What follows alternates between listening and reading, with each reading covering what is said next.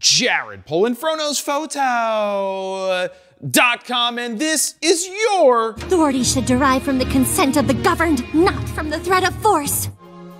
Photo News Fix.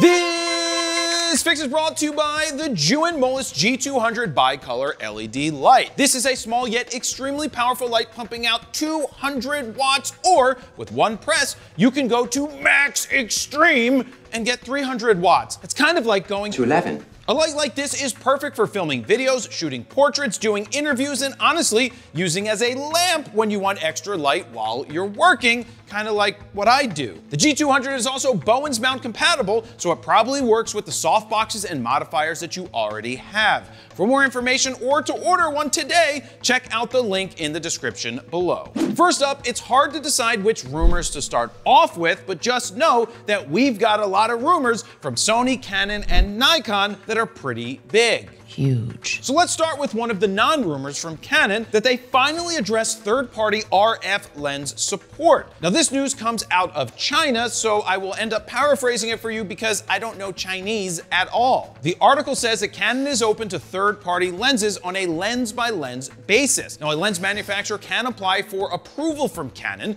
but as of now, we aren't aware of guidelines they will need to meet. We're also not sure if Canon doesn't want overflow with their own glass and will only approve lenses they don't plan on making. It's not fair. Regardless, it's time for third-party RF support. Now quickly, let's address the Canon rumor that claims 3 new camera bodies with stacked sensors are on the roadmap. Right now, the only stacked sensor camera from Canon is the R3, but Canon Rumors says 3 stacked sensors with different resolutions will find their way into the R1, the R5 Mark II, and a yet-to-be-determined third camera. Now, it makes sense for the R5 to go stacked to try and compete with the Nikon Z8. Fat Jet. Now, what camera would you like to see stacked sensors in from Canon? Next up, Nikon.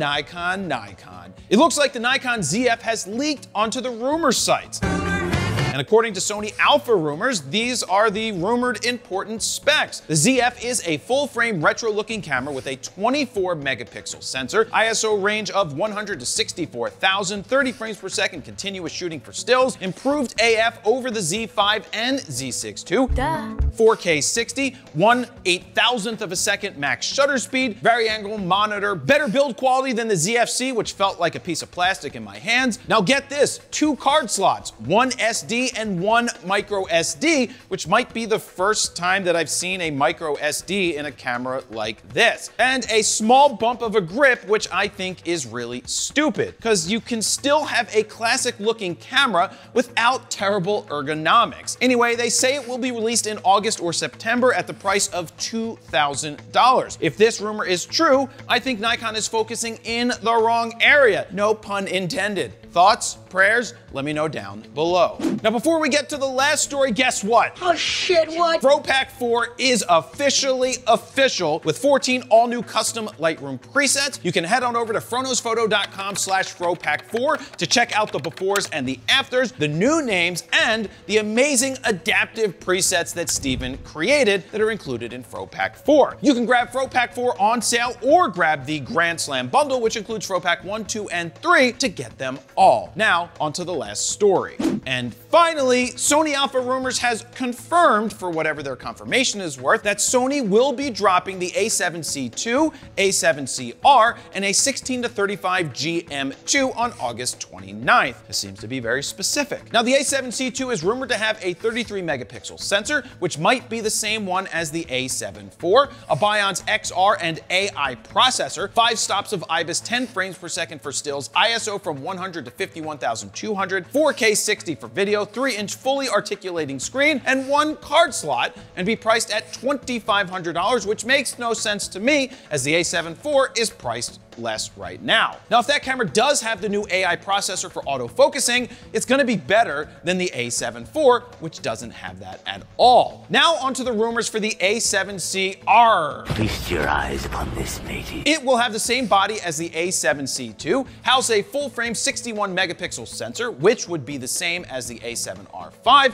which is kind of insane in a smaller body, have a 3-inch fully articulating screen, shoot 4K 60, have the same autofocus as the A7R5, same IBIS, 1 card slot, and be priced around $3,400, which makes a little more sense knowing that the A7R5 is $3,900 right now. Now all this is interesting if true. Nikon goes full frame retro with an interesting body, and Sony goes shrinkage. Water was cold. What do you think? Who's on the right path here? Nikon, Canon, or Sony? Let me know down below. And there you have it, Jared Polin, FroKnowsPhoto.com. See ya.